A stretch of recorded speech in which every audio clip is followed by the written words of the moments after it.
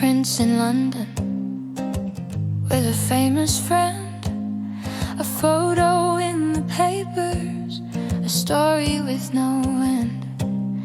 They whispered in the hallways, they printed it with glee, but then they changed the subject for the whole world to see. And isn't it a little bit too convenient, isn't it? A shiny new distraction, a perfectly timed fit. And they all knew, yeah, they all knew, but they pointed all their fingers at you. A biracial actress and a spare who said enough to draw the fire while the palace called their bluff. It's like 10,000 papers shouting, look the other way. And isn't it ironic? Don't you think? They wrote about a tiara, they wrote about a plane, they analyzed her wardrobe for a sign of shame. They called him traitor for wanting to be free, while sweating in a garden on the BBC. And isn't it a little bit too obvious, isn't it?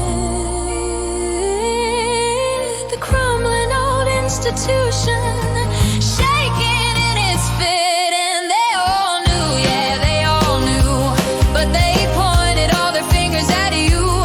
A biracial actress and a spare who said enough to draw the fire while the palace called their bluff. It's like 10,000 papers shouting, look the other way. And isn't it ironic? Don't you think? A grand old palace built on dignity and grace, protecting one who can't recall his own face. They fed the beast with sacrificial lambs so new, and thought that we wouldn't have a clue. 'Cause they all knew, God, they all knew, but they pointed all their fingers at you. A biracial actress and a spare who said enough to draw the fire while the truth came tumbling out. It's like 10,000 lawyers crashing on the shore. And isn't it ironic? Don't you think? Don't you think? Don't you think?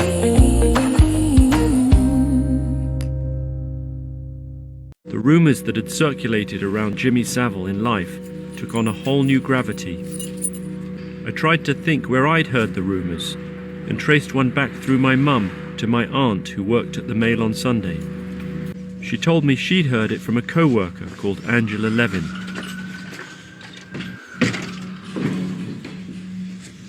Hi, Angela. Louis. Hello. How do you do? Nice to meet you. Mind if I join you? So you heard that there was an interest in disabled youngsters. When? What year was that? In the mid-80s. When you did your first profile? Well, I found him despicable, and I found him a bully, and I found him a control freak. He would, I was told anonymously by one nurse, play with little girls who were paralysed from the waist down. I mean, it seems odd that in a newspaper where you have the resources to get that story out there and do something about it, that if you believed it, that you couldn't have somehow done something. Well, I think it wasn't a case that if you believed it, you could do it, because the libel laws were very strong. He was also extremely connected. He raised £30 million. He could threaten to not raise another penny. You'd have to be a very brave the paper to do that. Let me present a kind of alternate reality scenario to you. That a nurse tells you that Jimmy Savile comes to visit her hospital and he molests disabled girls, right? Which is sort of that's what she told you, is that right?